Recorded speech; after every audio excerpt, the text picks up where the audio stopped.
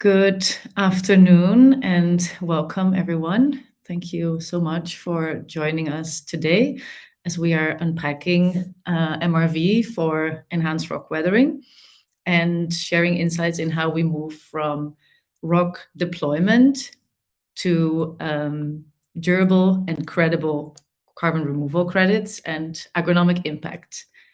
This webinar is organized by InPlanet, a market leader for developing enhanced rock weathering projects in the tropics, and more specifically Brazil, with the aim to make tropical agriculture more sustainable. We're committed to the best-in-class science, and this also helped us to issue the world's first third-party certified credits from an enhanced rock weathering project back in 2024. And today we are sharing insights into another world's first, which is the first second-year issuance from the same enhanced rock weathering project. With me are my colleagues, Matthew and Maira from InPlanet Science Team. And besides that, we have Katie from Isometric, who is the verifier and registry of those credits, and Victoria from Climify, who enabled the realization of the project through multiple forward offtake agreements for purchasing the credits.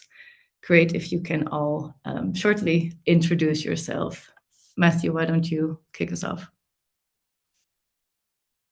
Thanks, Rose. Yeah, Matthew Clarkson, head of carbon with InPlanet. So I've been with InPlanet for 3 years now, and I'm leading the sitting at the interface between the business and the science, leading the credit process. My background is in academia as a scientist and geochemist, and I shifted towards ERW for impact. Hello, everyone. Hello, everyone. Welcome to our webinar. My name is Maira Rodrigues. I am an agronomist with a PhD in soil and plant nutrition. I'm based in Brazil and have been working at InPlanet for the past 3 years as part of the science team, most recently as an agronomic R&D lead. I hope you enjoy our webinar today.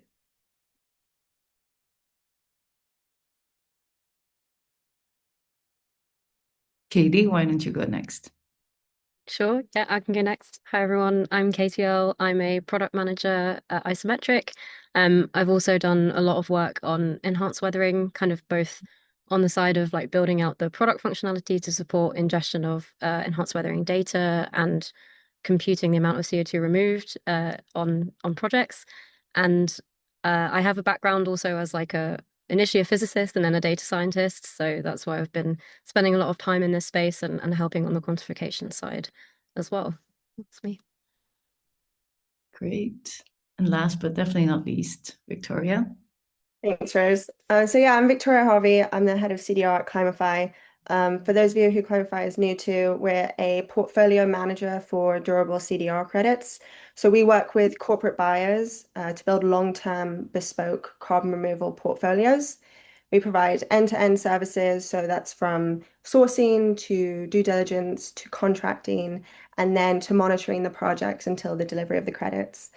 It's exciting to be here today. As Rose mentioned, we first contracted with InPlanet back in 2023, and we're able to receive the first ERW credits in the market, which was a great opportunity for our buyer. And now to be the first recipients of the second year issuance is also really exciting for us as a buyer. So it's great to be here and to discuss it.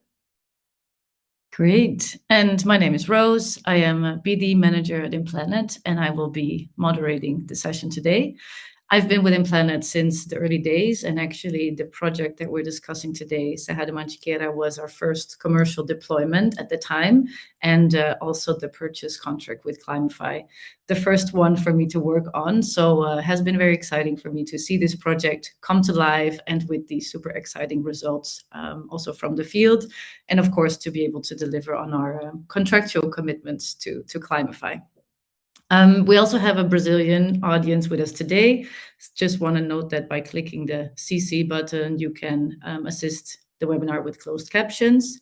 And another note is that, this webinar is definitely targeted towards a more sophisticated and technical audience with already some existing knowledge on enhanced rock weathering. So we will skip all the explanation, what is enhanced rock weathering, how does it work? But for anyone that is like interested in the basics, then I or Matthew, we are very happy to host the Enhanced Rock Weathering 101 session. And now I'll be handing over to Matthew, who will take us through the CDR calculations and results.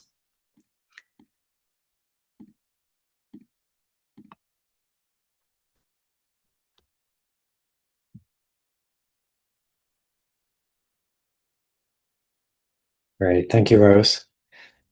So my intention today is to give you an overview of the project as it's evolved through time, to highlight some of the updates that we've had in our methodologies, and particularly like how we calculate dissolution rates, and then try and give a project comparison of the two through the different years, so how the results have evolved across 2 years.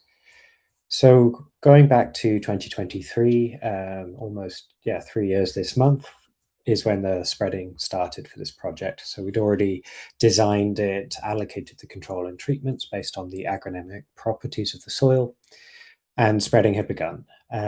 It finished in September 2023. So the spreading took place at 10 tons per hectare using a basalt feedstock, which came from a local quarry. Moving forward then, if you can click forward, Rose. So in between May 2023 and September 2024 then represents the first reporting period. And across this time, essentially the weathering happened and we went back to measure it. So we had sample points in place at roughly 1 per 20 hectares, so 1 sample point per 20 hectares. Initially, the project area was about 1,000 hectares, but unfortunately, some areas of the project had been reformed, which is normal for sugarcane. So the area shown in the dashed, sort of with the hatch crossings there, indicates the removal areas that were reformed, and this just means that the areas had been mixed up. And back in 2024, we were unable to resolve the geochemical signal for those areas, so we removed them from our credit claim. At the same time, we took account for all of the operational emissions that produced the rock powder for all of the site, including the area we couldn't claim. And the result of this was an issuance of 235 credits. Stepping forward then to the second reporting period, so this extends from the end of reporting period 1 in September 2024 through to October 2025.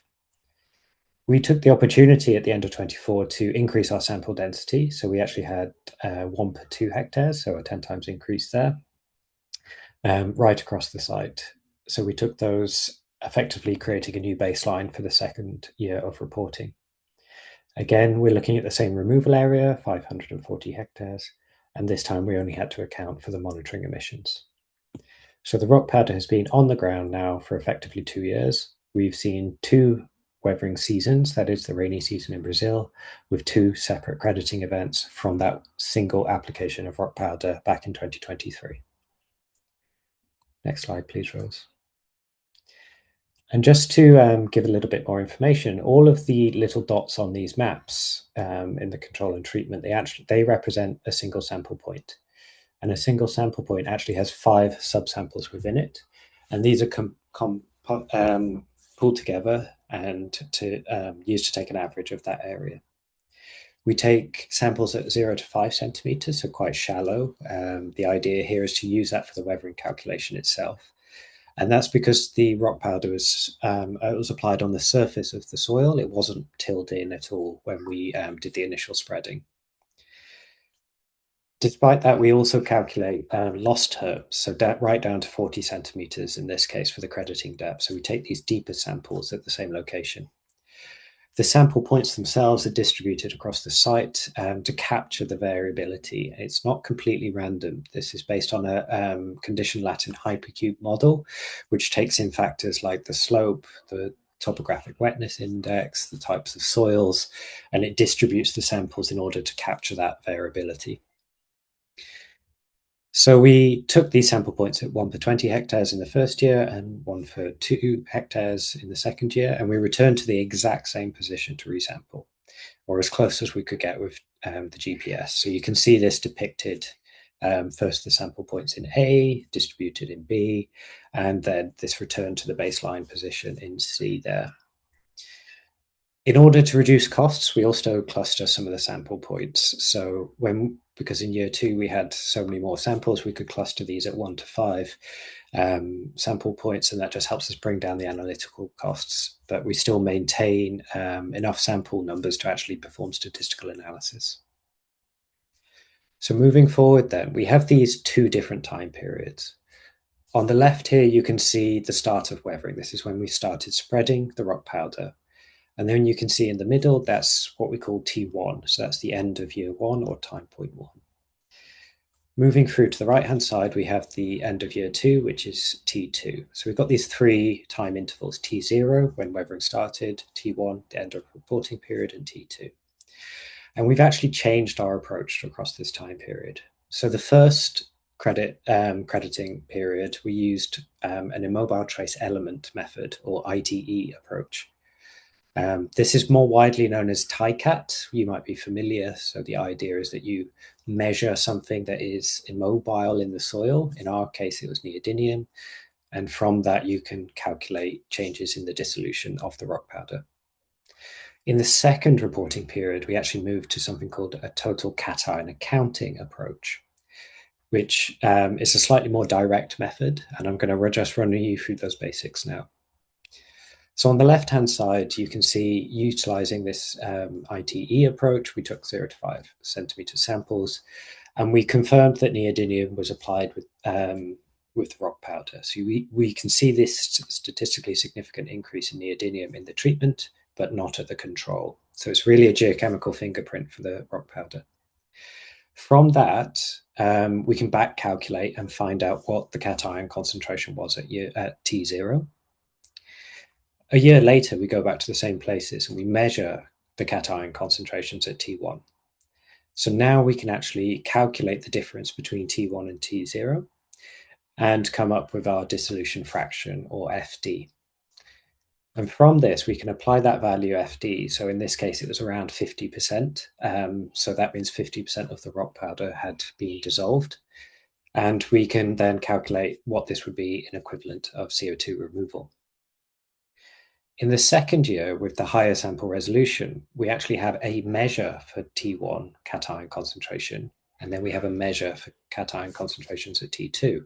So we no longer actually need neodymium to back calculate that starting value. And that means we can calculate the control-corrected direct difference, so the cap delta in the concentrations between those time intervals. And that tells us directly how much what concentration of cations has been lost from the soil system. And we do this relative to a control to make sure we're accounting for background weathering. And we use that to calculate the CDR directly. So on top of that, of course, are all the deductions, which I'll come to a little bit later in the talk. Next slide, please, Rose. So why did we make this change? Well, when we went back at T2, we actually noticed that neodymium was no longer resolvable in the soils. So after 1 year, we could see the neodymium signal. It was consistent with the rock powder being added. And in year 2, this had disappeared.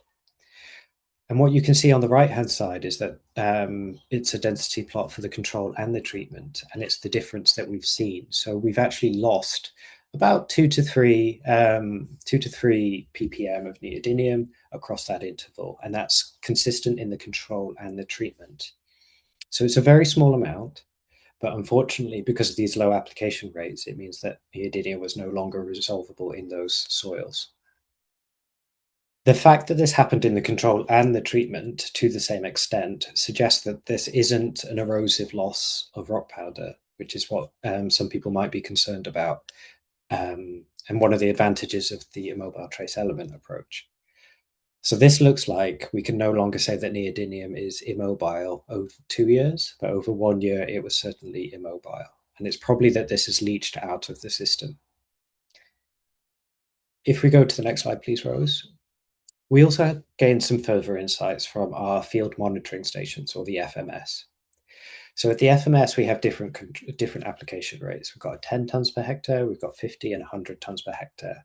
And we have a control plot where no rock powder application took place. And what we see on those graphs on the right-hand side is that at the 10 tons per hectare application rate at the top graph there, you cannot tell the difference between a control and treatment statistically. It has a p-value of 1 when we do a statistical test on that. The same applies for 50 tons per hectare. There just isn't enough neodymium in place for us to be able to resolve it statistically. But at 100 tons per hectare, we can see a clear difference. And actually, if we take the neodymium concentration that we measured in the treatment, we can back calculate and get the same application rate of around 100 tons per hectare. So this suggests to us that there has been a small amount of neodymium mobility, but the problem is that it's really just blurring the resolvability of the tracer. But we can see with the higher application rates that there's no evidence for the erosive loss of that material. So based on that, we're happy to proceed with a total cation counting approach. If you just move forward 1 row. And so doing this, we're able to utilize this high sample resolution of 1 sample per 2 hectares and really see strong statistical trends. So here we're looking at our on the y-axis, we have our 2-year results in cation concentration, so calcium or magnesium in the lower graph. And on the y-axis, we see the 12-month concentrations. And the fact that it's lower, the line there would be 1-to-1. So if there was no change in cations, all the data points would be on the 1-to-1 line. But we see this strong decrease in those 2 signals, and that's indicative of this calcium loss, magnesium loss, and hence rock powder dissolution. If you could step forward 1. So in parallel to measuring the solid phase, there's something called a validation approach under the isometric protocol. And for us, we were using liquid estimates. And this means we go to the field site and we extract using lysimeters and rhizons. We extract the pore waters from the field, and we measure the calcium and the magnesium, and we measure the DIC, so dissolved inorganic carbonate, or dissolved inorganic carbon, and the total alkalinity. By looking at the difference between the control and treatment, we can calculate this flux difference. And so what you can see here are the peaks indicate a flux out of the system.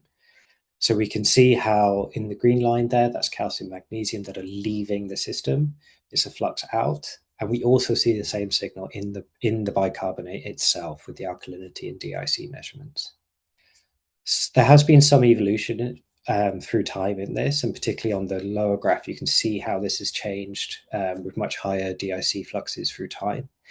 Part of this, we think, is just because we're taking more measurements and we had very poor recovery initially. So unfortunately, we were doing things by hand back in 2023. In 24, we got our own DIC instrument, and we also got auto titrators, which really increase our measurement abilities. So we do have direct evidence in the pore waters for that DIC flux and hence carbon removal. Now looking at the 2 years performance data, so we have on the left-hand side, we've got various metrics of the CDR calculation, and we're just comparing year 1 and year 2. So it looks like in year 1, we dissolved about 50% of we reached 50% of the maximum potential of the rock powder. And in year 2, we reached about an additional 20%. So overall, we've reached about 70% of the total potential for that rock powder on the field. So that means if we go back next year, there's going to be very little signal coming through, which is why we're actually respreading this year as well. Also worth noting here that that is a conservative estimate. So we were crediting on the 16th percentile, which is below the mean, according to the isometric protocol. With the biomass losses, we saw about 0.3 tons per hectare in year 1 and about 0.06 in year 2. Actually, this is not a decrease in biomass losses. We were just over conservative in year 1 because this was the world's first attempt at doing this. We probably took too many conservative hits. So we extrapolated our maximum changes in yields and cations from the biomass and applied that to the whole site. But in year 2, we've gone back and we've done this more accurately, looking at more sample points across the whole site, and we're able to decrease that deduction. It's still rigorous, it's just more accurate. Strong acid, so if strong acids are dissolving the rock powder or they're changing the speciation of carbon in the pore waters, this leads to a CO2 loss, and here it's about equal across the 2 time periods. The same for any cations that are absorbed to the soils themselves, so there was actually no losses in that case. The far field zone losses, or FSZ, refers to rivers and oceans, and that's just proportional to how much is going through the system, and hence that's why those are different. And finally, our emissions were all accounted for in the first year, which is why that value is quite high at 0.018 tons of CO2 per ton of rock, and much lower in the second year, because there all we're doing is accounting for our monitoring emissions. So we're seeing broadly consistent behavior across 2 years. We're able to increase our accuracy and improve our estimates through both increased sample density, the change to the total cation approach, and improved measurements of the biomass losses. So that's resulted in a net CO2 stored of about 0.4 tons in the first year and about 0.3 tons in the second year per hectare. I think that's it. Next slide, please, Rose, and we can open for questions. Yeah, definitely. So I think this is super exciting, especially seeing like the 70% of weathering within 2 years. We think it really confirms the high potential for Brazil for enhanced rock weathering. I have a few questions for Katie, actually. So yeah, Matthew also presented that the difference between looking at the first year data versus the second year data. And can you share from isometric perspective, like how you are looking at a supplier that is coming back for a second issuance, or a project that's coming back for its second issuance? Like, what are the changes when you look at, for example, the data, the project? Yeah, so I guess it's probably worth saying that the first issuance was in December 2024, and I joined Isometric in November 2024. So when I joined, this was very much like the focus for like my team at the time. And obviously in that first verification, like, you know, it was not just the first verification for this project with InPlanet, it was our first enhanced weathering verification that we'd ever done. So obviously since then there's a lot that we've like just generally learned, having seen kind of like more enhanced weathering data and having done more verifications. But definitely when you're coming back for the second time, you know, we're already very familiar with the supplier. Obviously we have like a long history with InPlanet. We understand your guys' processes better the second time round, and like how you collect your data, and we're familiar with the project as well. So that all definitely helps to kind of make the second verification easier. But a new round of data obviously does mean that we need to assess if the assumptions from the first verification still hold. And Matthew has kind of covered this already. Like we changed the quantification method from the first reporting period to the second one, because we were seeing that there was this leaching of neodymium from both the control and the treatment area. And so we switched to using total cation accounting. And I guess for us to like be comfortable with that change, obviously we need to like look at the data. And I think one of the things that really helped in this case was the statistical power like boost that we got from like the increased sampling density as well. Like that was really like good for us to see just in general, and it gave us confidence in like changing the quantification approach as well. So yeah, I still think this is still the only second verification that we've done on a project, and as we've learned with the range of first verifications that we've seen, I'm sure that the second verification may throw up some new challenges as well. But yeah, I think just the main thing is just that familiarity definitely helps. But we still need to like make sure we're assessing the data against our protocol requirements, and you know, not assuming that everything from the first one holds still. So still needing to be like careful on that front. But yeah. Definitely, thanks. And yeah, there was also something else that was very different from the first issuance compared to the second, which is that in the first issuance we did, I think we sent over across like a few hundred documents between the InPlanet and Isometric team. And now we were using Certify. And I was curious to hear from you, like how Certify works behind the scenes and how does it help to, yeah, to smoothen data processes and allow for faster verification. Yeah, I think this point in particular is why, specifically on this project, the difference between the first and the second verification was, even bigger. The fact that we did the first one without a lot of the Certify support, and then we had that for the second one. Yeah, I remember that process of like going through all of these documents and spreadsheets and trying to understand how they link together and spending a lot of time on calls like between Isometric and InPlanet trying to work certain things out. Um, Certify now offers these structured data templates that help guide suppliers to submit all of the information that's needed for verification, including how different assets link together. For example, which samples relate to which measurement locations. And because we have that in our, we store that information in our database in the structure that aligns with our protocol requirements. It means that we can be confident that we're using the right data and calculations, that we can build out these like repeatable quantification workflows. So we're currently building out this Python package called the Isometric Calculation Library, which contains that set of reusable methods that suppliers can also download and understand. In the first verification, we were, exchanging Jupyter notebooks like back and forth a lot. And I think increasingly over time, like we're gonna have less of a need for that because we're gonna have like a richer library of these reusable methods that we can use and that align with the protocol requirements as well. And the benefit of that package means that suppliers can download this and they can run their data like through the methods that we will use so that they can have an idea of what the crediting outcome will be like even before kind of it hits Certify. We've also made like a lot of improvements to how we present the calculations as well. So enhanced weathering is like a more complex quantification method than we've seen on we have on some of our other pathways.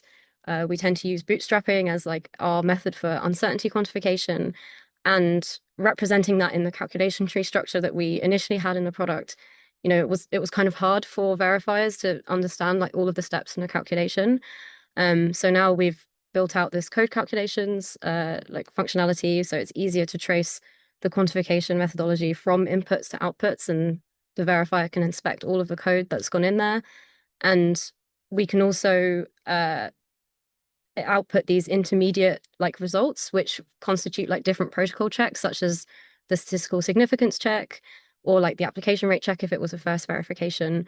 And this means that it's easier for verifiers to, tick the box of like, yeah, we can see that all of these checks have passed, and it just really increases that verification speed.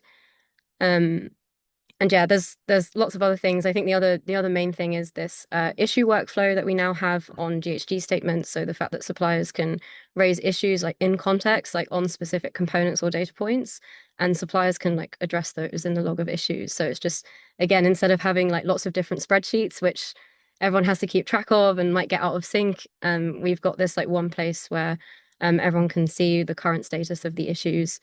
Yeah, I think that's some examples of how Certify has been helping. Great. Thanks for sharing. And Matthew, maybe in 1 minute, also curious to hear from you how Certify has impacted now the second round. Yeah, I think mirroring what Katie said, I think the particular advantage we saw, was the efficiency in the process. So it's so much easier to communicate with the VVB, have one single source of truth that's held in one location. And at the same time, we've actually been going through another 2 project validations and another verification using Certify, and it was quite clear actually going through Certify from the validation perspective was much more streamlined. So it is really, really coming through into this project workflow now. Great, thanks. Then we're moving on to Maíra, who is based on the ground in InPlanet's home base Piracicaba in Brazil. And there she is working together closely with within our science and closely with our operations team to ensure that our projects are optimized for the soils and crops of our partner farmers. And she will bring some insights into our performances on the ground in Brazil.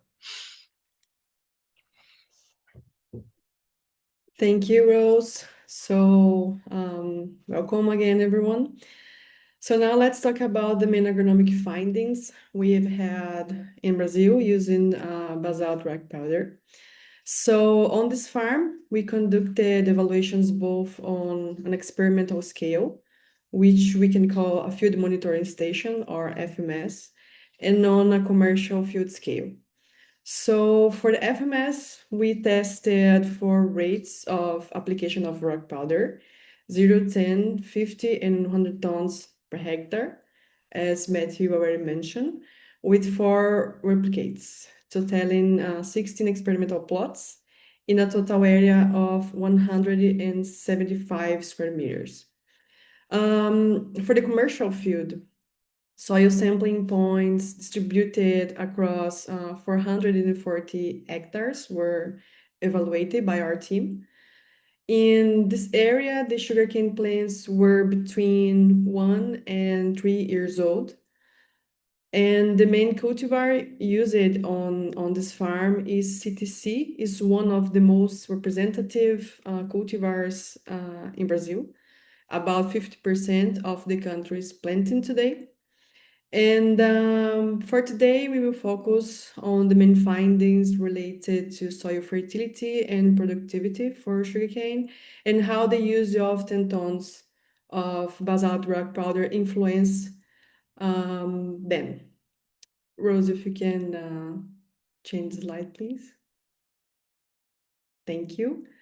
So here we have the results for soil pH in water, soil pH in calcium chloride, soil organic matter, and base saturation. For all these attributes, you can see that we don't have significant difference between the application area and the control area without the rock powder. At 12 months and 18 months. However, it's very important to mention that we can see a positive trends of improvements on these attributes with the use of basalt rock powder. This is very important to remember for farmers, especially in tropical regions, because any gain, even if not statistically significant, is highly important for management decisions.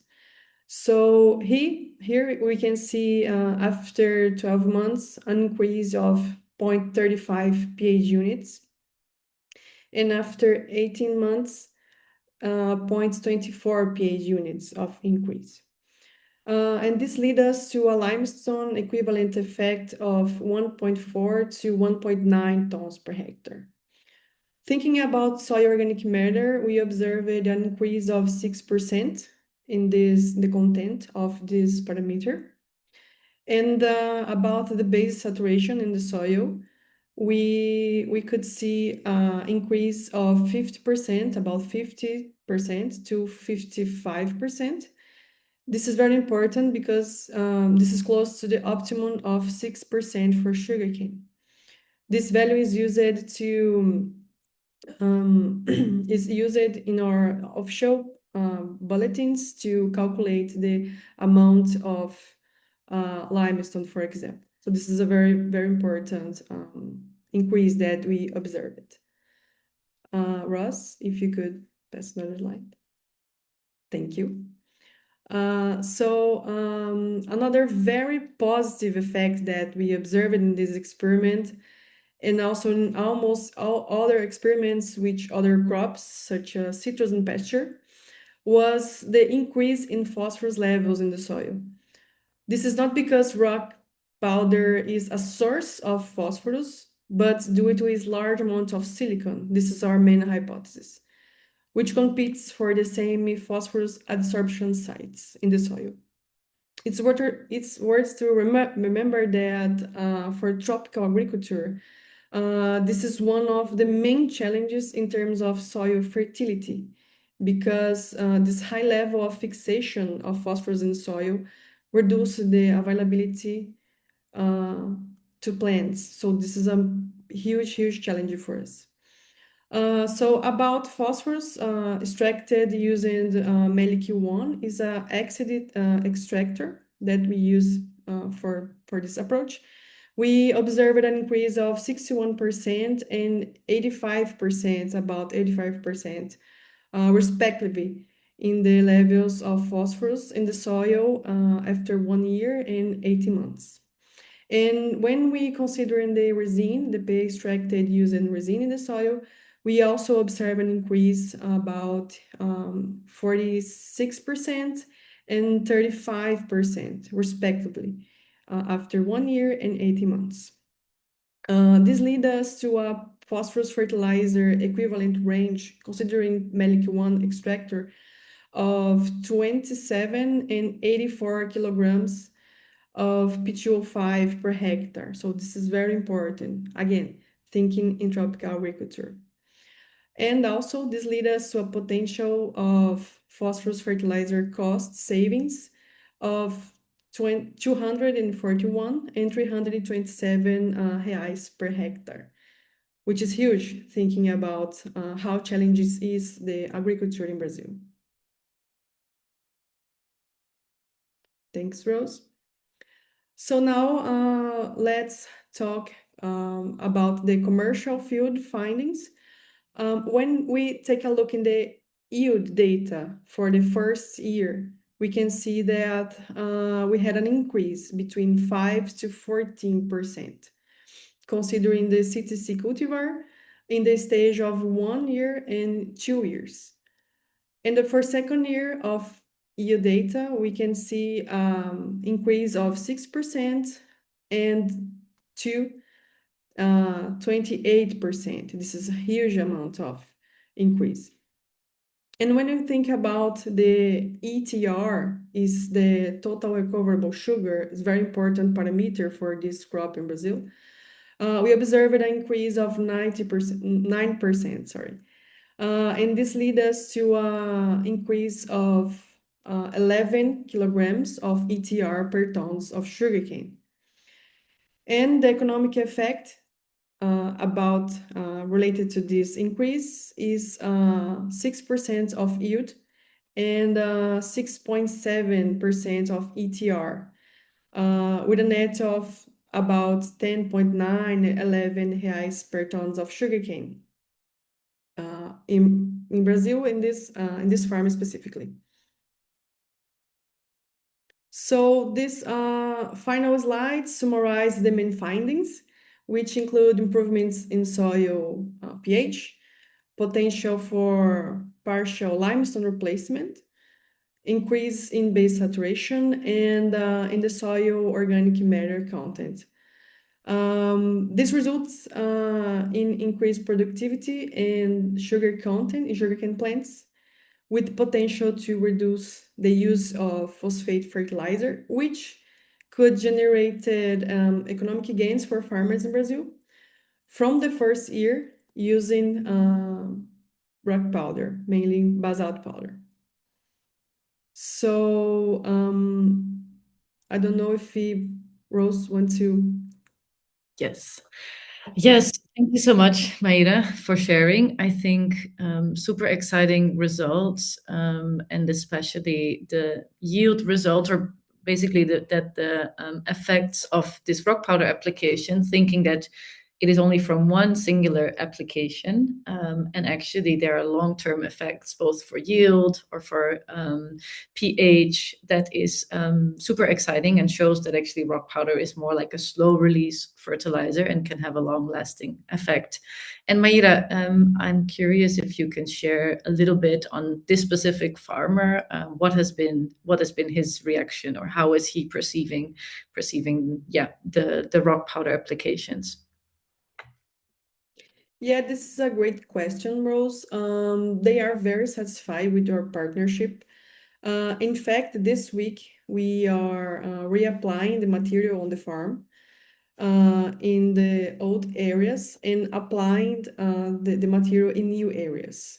We had a great relationship with the farmers, especially Luis Murbach is the farm manager, and he's giving a lot of very positive feedbacks regarding, for example, plant response, plant vigor, and possibility to change some managements in the farm because the rock powder is providing more nutrients, more benefits to the plants.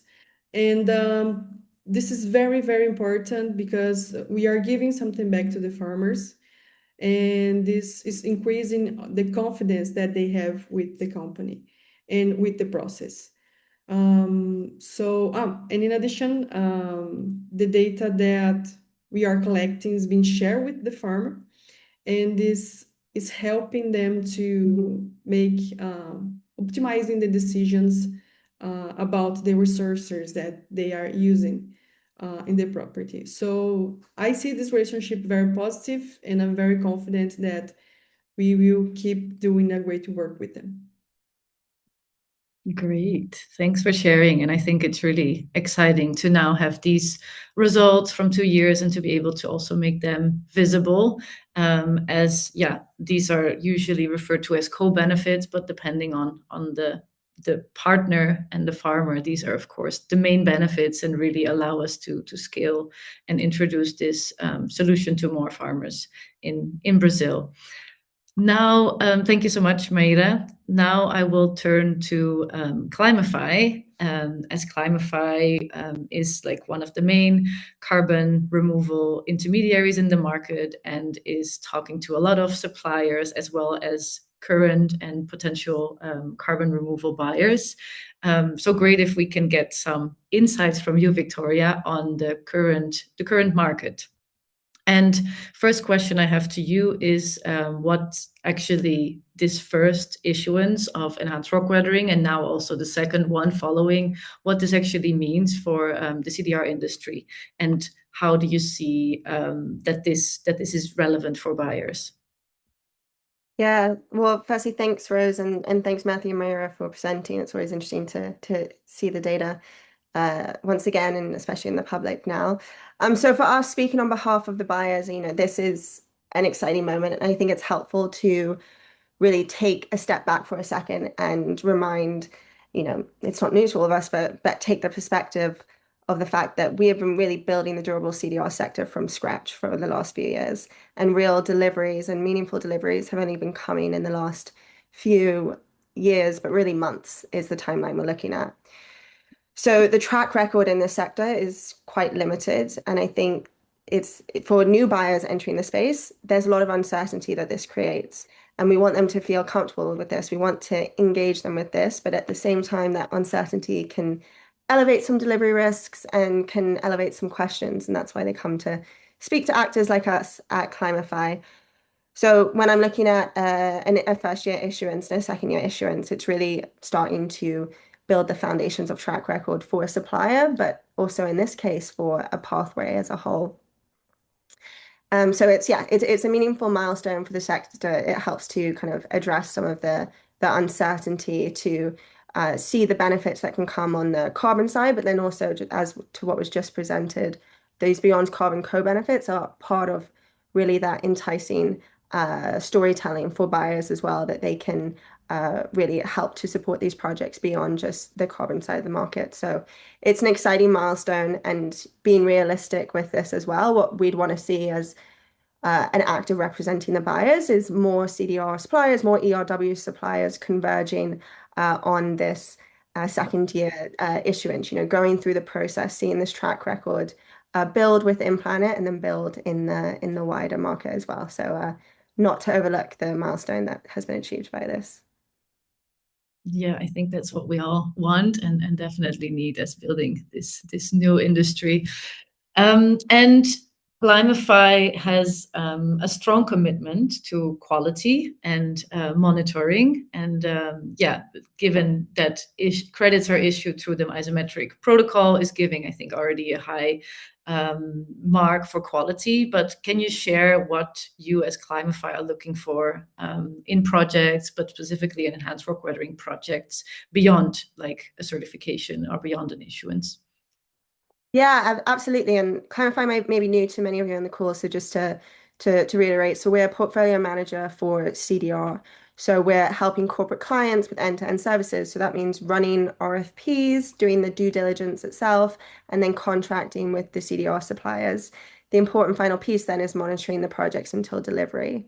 So the buyers that we work with are contracting long-term bespoke portfolios in CDR. So this is long-term portfolios of credits into the late 2020s and in some cases into the late 2030s. Robust certification and key independent partners like Isometric are really key actors in this process. We need to trust that that certification and that issuance is scientifically rigorous and backed.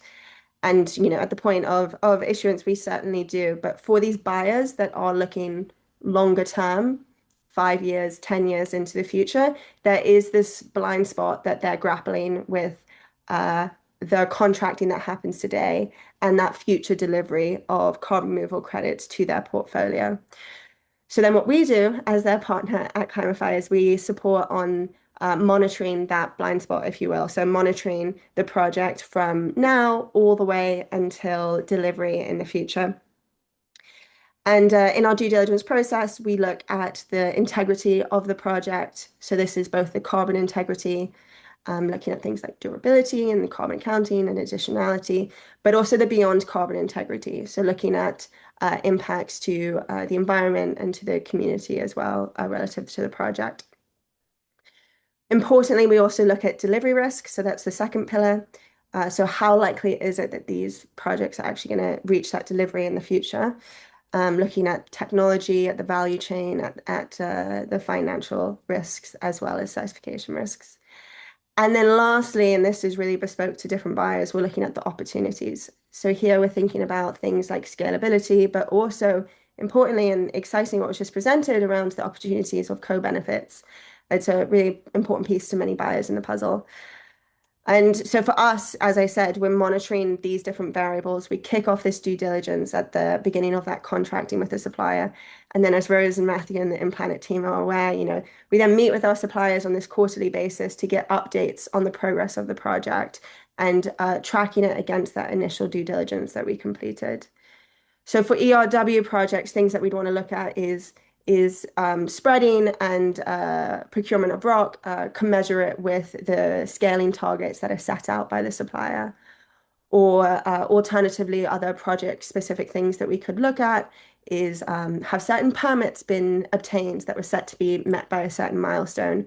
Are the key relationships with key project partners sufficiently long enough for the time frame that we're looking at? So it's very project specific and it's defined by the due diligence, but ultimately this certification is extremely key to us having the strong view of the project once it's ex post and once that issuance has happened. But until that point, what we're here to do is monitor the project and ensure that it actually gets to that point of delivery in the future through our monitoring. Great. Thank you so much for sharing how we are working together. And also curious if you can shine a light on, as you have a bit of a view of a lot of buyers at the moment and what they're looking for, like how do you see the current market for carbon removals and also how do you see it evolving? Yeah, I think it's a really exciting point for the market. And a lot of this is to be thanked to the deliveries that have been happening in the last year. We are moving through this inflection point from a sector that's been primarily scientifically driven to one that is now being driven by delivery. And the call here today is really further emphasizing that. When we talk to our suppliers, when we talk to our buyers, the sort of buyers that we're talking to are increasingly mature as they navigate the space. It's no longer just entry-level questions. They're asking real questions and trying to understand like how feasible delivery is for these projects in the long term.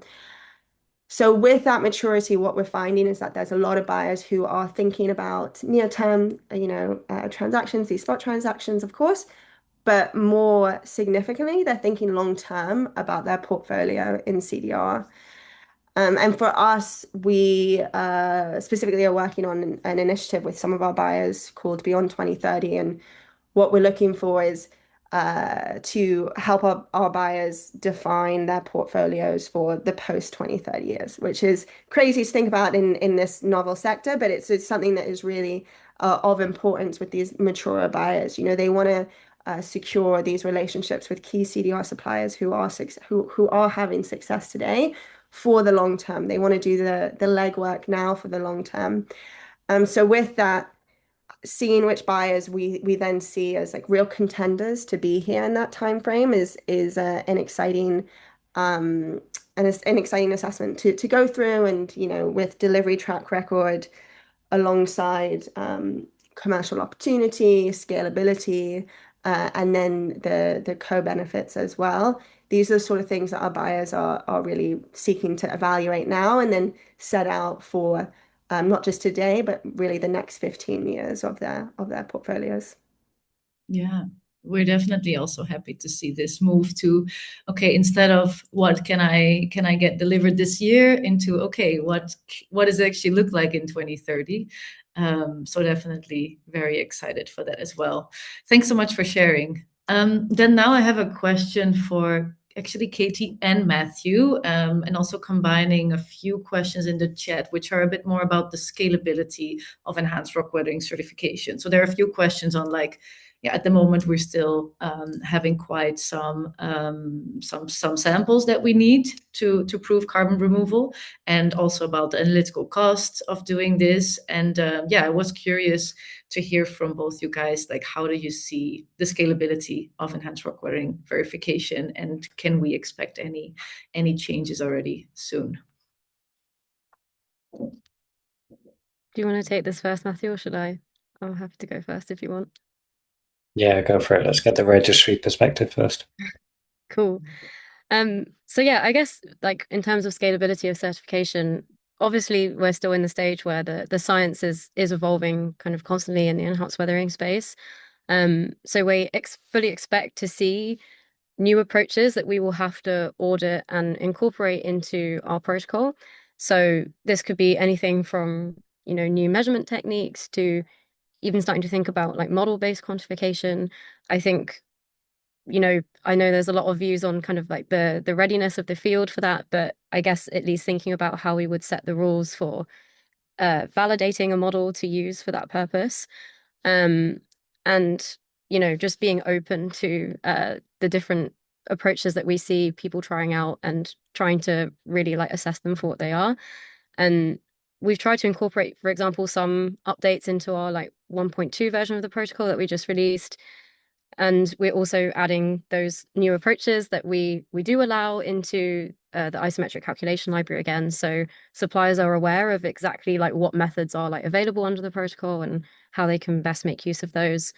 I guess different monitoring approaches is also an alternative as well. So kind of having like more dense sampling in some areas and less dense sampling in like a broader area is maybe like another way to still have, tackle that issue of needing to take lots of samples, but still, having some certainty over being able, I guess, to kind of like almost extrapolate the results from the more densely sampled areas to the less densely sampled areas. I think auditing capacity is also something that like we'll need to think about, especially as projects scale. At the moment we've typically had site visits for every new project, every time like rock is spread on a field. That's obviously not going to scale as like the number of fields that suppliers are spreading on is like increasing all the time. So we're going to need to probably move to sort of an annual cadence of these site visits with like spot checking of some of the sites, and relying on, feedstock supplier partnerships. Like if feedstock is supplied from the same company, then, still being able to accept feedstock from there rather than checking like every single farm. And we're also building in the functionality into Certify to enable that project expansion as well. So instead of having to go through a whole new project validation, just answering questions on like a subset of the requirements from the protocol on things that might be different in this new set of fields that rock has been spread on, or like the new feedstock that's been added to the project. So there's a few things there that we can do. We're already supporting auditors to process increasing volumes of data. We've started adding in these automated data checks. This can be things that are like as simple as, checking that sources have been attached to like every data point. If we can do that before the GHG statements even hit the auditor, then it's saving time in the verification process and means that the auditors themselves can verify and validate more projects. And we intend to increase the number of these checks so that they also look at kind of some of the data requirements that we have. For example, the minimum size of the control area in a project is one example. And we'll be building more of these out and moving more to kind of like manual spot checking of like those results and things like that. And yeah, I guess we're also trying to make sure that we're scaling our data model internally as well, just so that when these changes come, whether that's, new quantification approaches or new checks that we want to put in place to kind of speed up that verification process, we're doing quite a big piece of work internally at the moment to make sure the data model we have is like flexible to that, so we can bring that value to both suppliers and verifiers quickly. Great. Matthew, do you want to add anything from like a project, like from the developer standpoint? What enables scaling in MRV, I guess, is the crux of it. So I think measurement-heavy approaches are not going to go away, at least in the next, I'd say, 2 years. And whilst we've created the blueprint for how to do this, how to credit what needs to be done with isometric, we've also seen the variability involved. So we've now undertaken CDR quantifications for 9 different realities on and off registry. And in that time, we've learned some of the subtle differences, like what happens in a clay-rich soil compared to a sandy soil.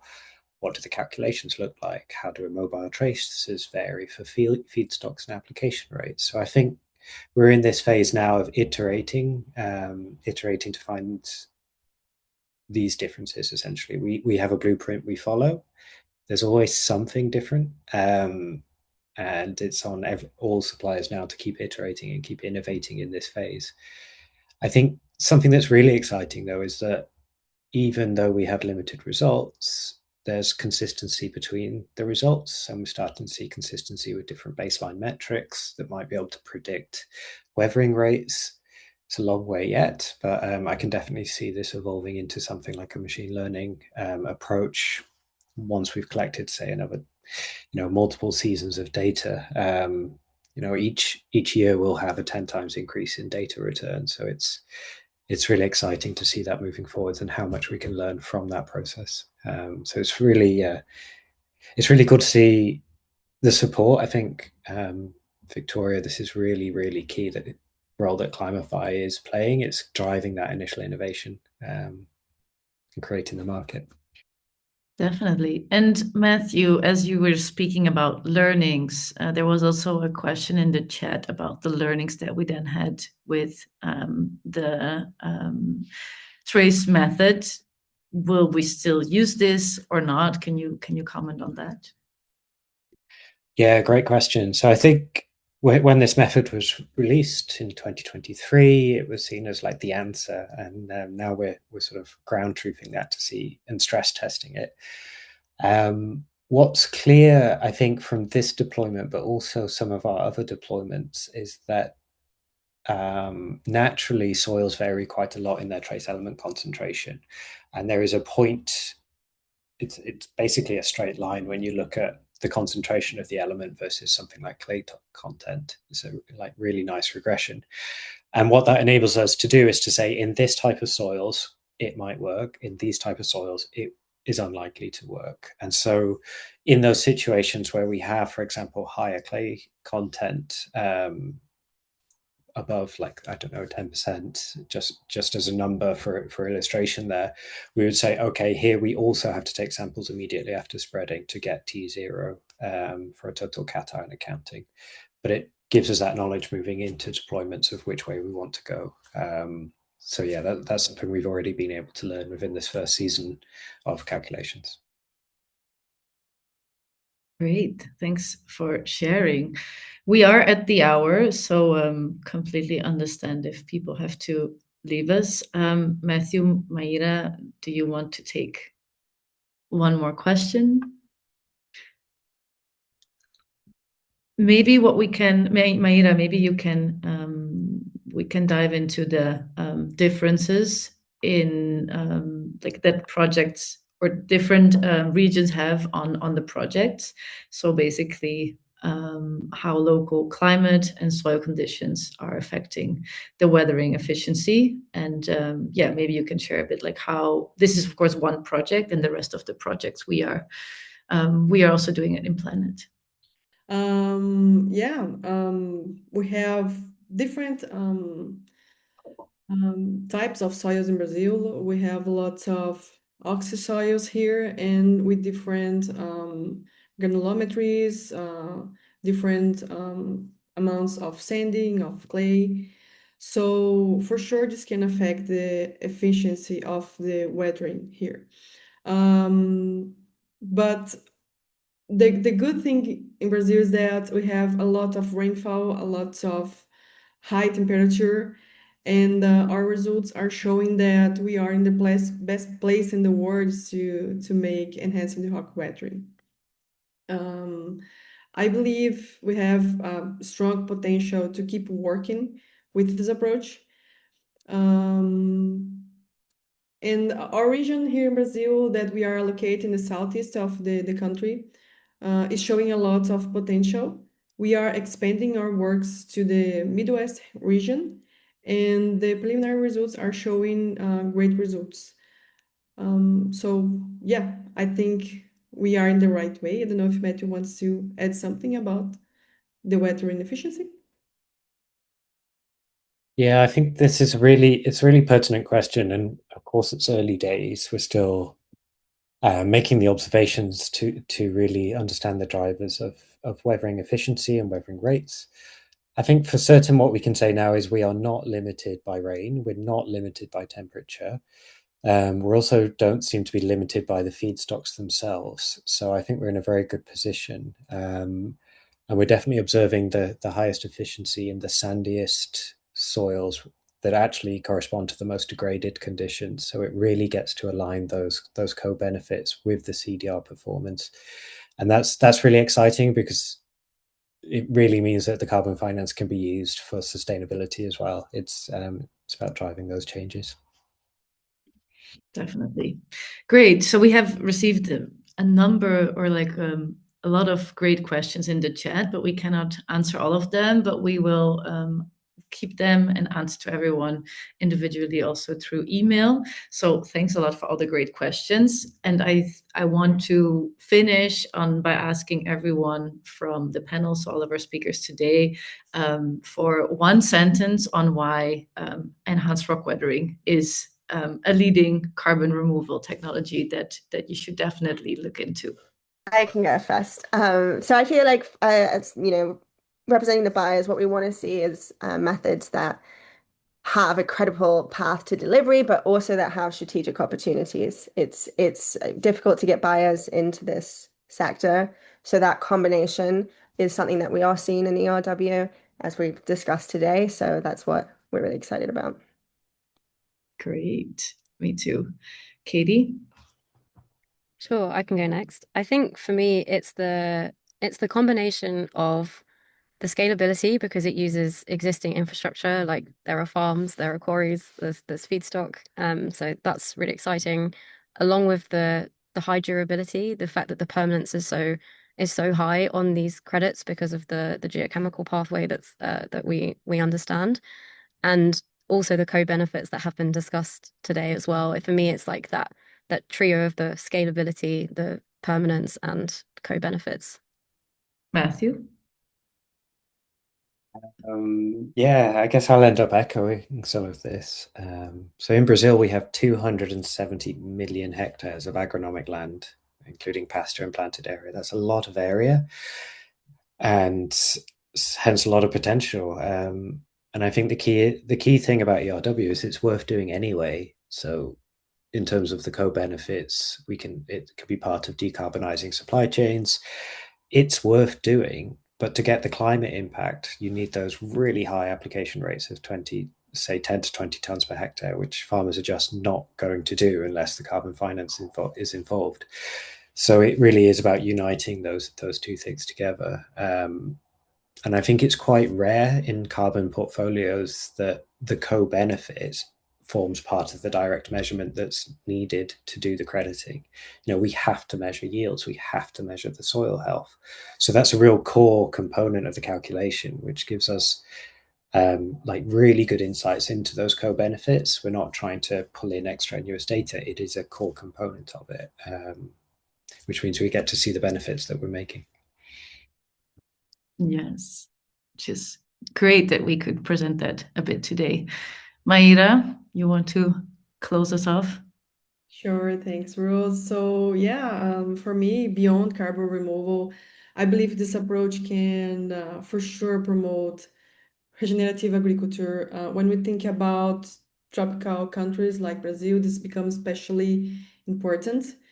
Today, we have legislation that provides security for farmers, favorable natural conditions for enhanced rock weathering, local mines, supplying remineralizers, among many other advantages. So I strongly believe that this creates real social and economical benefits by reducing dependence on external inputs and straining the food production, not only for Brazil, but for other countries in the world. Great, thanks. Great summary. So yeah, then hereby we are closing the webinar. Thank you all so much for the panelists and the presenters for your contributions. It was really great to have you here today, and also for everyone that was watching and contributing with questions. I think very high quality, in-depth questions that we will try our best to follow up on. And yeah, I hope that with this webinar we showed you that enhanced rock weathering is a very credible and also very measurable carbon removal solution that is also helping to make agriculture more sustainable, and yeah, up to many more deployments and issuances.